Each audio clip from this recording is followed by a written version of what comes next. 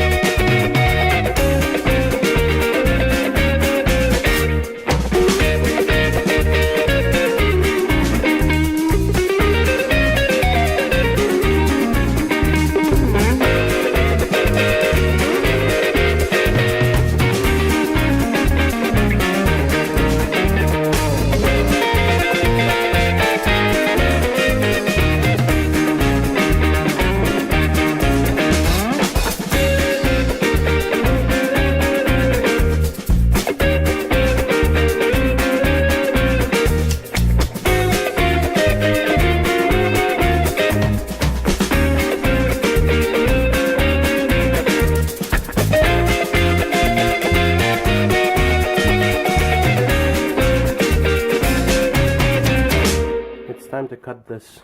Since I don't own a saw, I figured I'm gonna try with my nail clippers over here. And the thing is, I have very tough toenail clippers, so not bad. I highly recommend this kind of cutter. They're great, much faster than the bandsaw. Take these two. And yeah, I can probably come up with a radius on my own or grind one in. Whatever. Doesn't really matter too much. It just can't have sharp corners in it. I like sharp corners.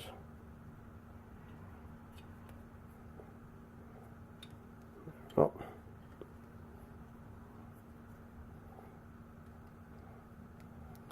I futz around with this for the next 20 minutes. There you go.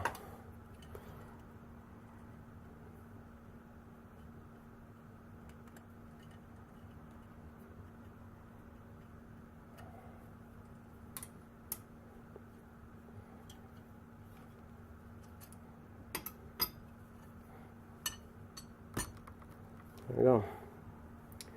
Now I'm gonna mark the center of this.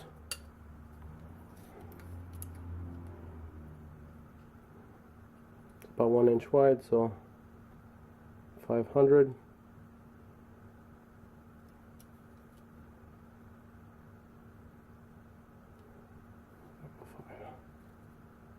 It's on the money.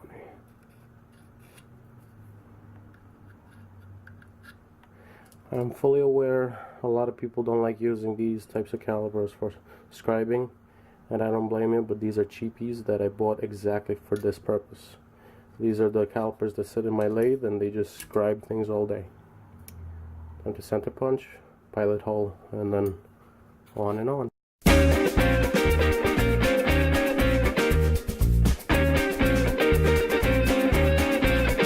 Once you center punch things and you use a little bit of cutting oil, you get a very nice hole actually.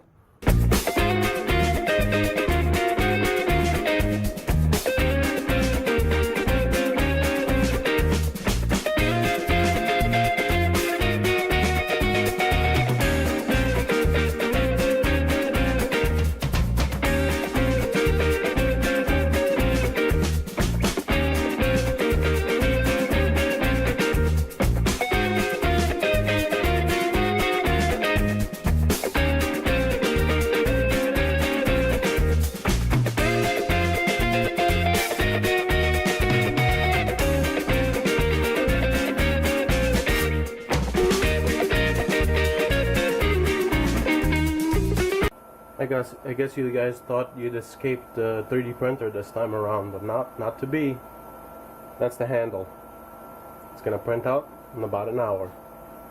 Well, it's time to assemble this thing and cut the threaded rod to length. So let me walk you through. This I 3D printed and then polished on the lathe. So it's my own design. It's gonna be the handle for this, well, handle. And this is the threaded rod. I cut on the lathe out of a chunk of steel these kinds of bushings.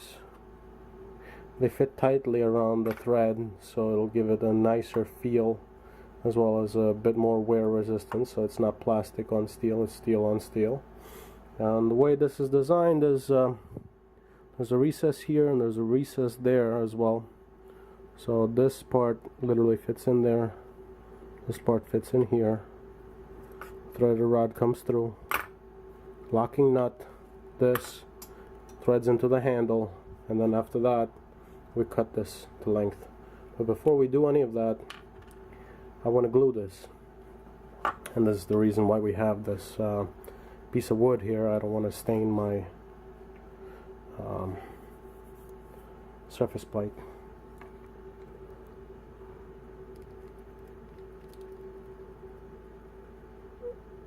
So some crazy glue here. Glue my fingers.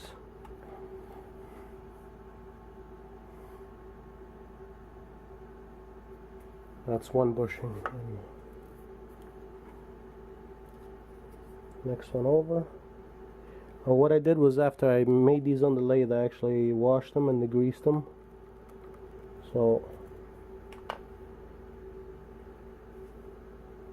the glue would stick to the steel.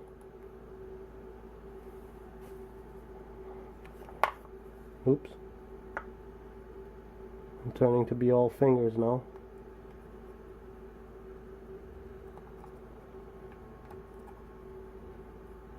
Okay. So now while the glue sets, I'm going to thread this in to the handle, like so.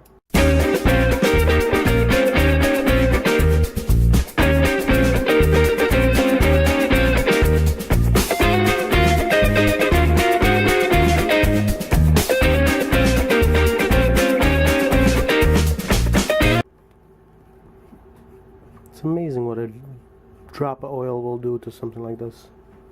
But unlike a lot of the handles that you buy, this thing is actually smooth. I don't know if you can hear it. There is no play. Not bad. Now the proof is in the pudding, right?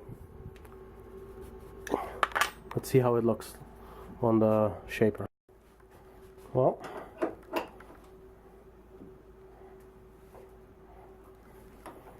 hey, not bad. Not bad at all. And this is the low speed, a little bit more torque. Does it fit in this? Yes, it looks like it does. Very nice. Does it fit in this thing? Oh. The little wrench has been a pain in the butt. This,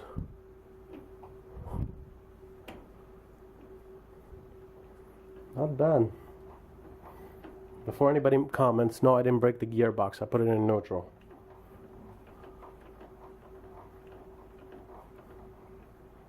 Wow.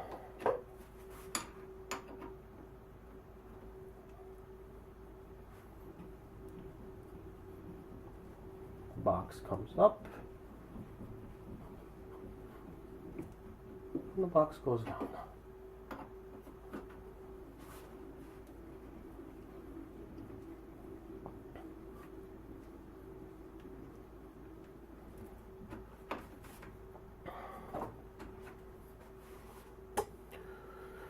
So, need a tool?